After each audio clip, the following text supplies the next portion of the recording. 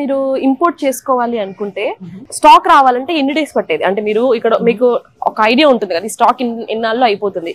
మన stock order చేయాలి అన్నప్పుడు మనకి ఎన్నాళ్ళు పడుతుంది? మరి కోవిడ్ లిమిటేషన్స్ ప్రకారంగా మనకి లిమిటెడ్ అయినా చేశారా స్టాక్స్ నప్పుడు? బేసిక్ గా ఇండియా నుంచి మేము డైరెక్ట్ గా ఇంపోర్ట్ చేసుకోమండి. ఇక్కడ హోల్సేలర్స్ ఉంటారు. హోల్సేలర్స్ నుంచి మేము రీటైల్ గా కొనుక్కుంటాం అన్నమాట. వాళ్ళు కంటైనర్స్ తెప్పించుకుంటారు ఇండియా నుంచి. ఓకే.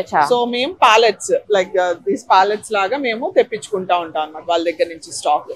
సో వాళ్ళకి వచ్చేది కూడా ఇప్పుడు షిప్మెంట్స్ ఇండియా నుంచి కూడా సరిగా వచ్చేది కాదు, చాలా టైం పట్టేది. ఆర్ FDA హోల్డ్ కి వెళ్తే మెయిన్ ఇక్కడ ఫుడ్ అంతా చాలా ప్రతిదీ చెక్ చేయించి రానివ్వరు. సో FDA హోల్డ్ లో కూడా చాలా టైం పడతా ఉండేది. సో ఒక్కొక్కసారి మేము ఆర్డర్ చేస్తే అది అంటే ఎవ్రీ వీక్ సర్టెన్ వెండర్స్ కి ఆర్డర్స్ వెళ్తా ఉంటాయండి. కానీ ఆ టైంలో ఏంటంటే ఒక్కొక్కసారి 2 months పట్టేది, ఒక్కొక్కసారి 3 months పట్టేది. వాళ్ళు ఏం చేయలేరు. ఇట్స్ ఆల్ బికాస్ వాళ్ళకి స్టాక్ సరిగ్గా రాకపోవడం. వాళ్ళు మాకు వచ్చిన కొంచెం స్టాక్ ని వాళ్ళందరికీ డిస్ట్రిబ్యూట్ చేయాలి, మేము ఒక్కరిమే కాదు. ఒకవేళ 10 bags అడిగితే వాళ్ళు మేబీ 1 bag పంపించవచ్చు, 1 box అలా.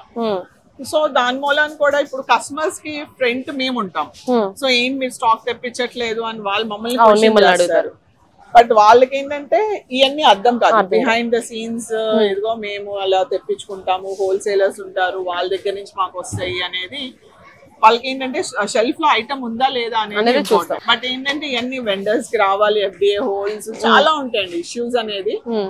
there will be lot of issues to bring the product to here.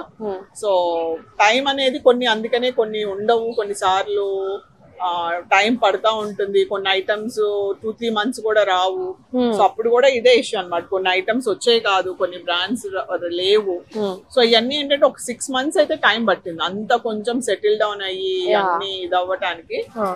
ఒక 6 months డెఫినెట్ గా. తర్వాత నుంచి ఏంటంటే కొంచెం స్ట్రీమ్ లైన్ అయింది. Even though Covid was continue అయ్యి కొంచెం అంటే పీపుల్ ఫస్ట్ లో అంత పానిక్ ఉంది, కానీ తర్వాత కొంచెం స్ట్రీమ్ లైన్ అయ్యి ఇట్ వాజ్ ఓకే.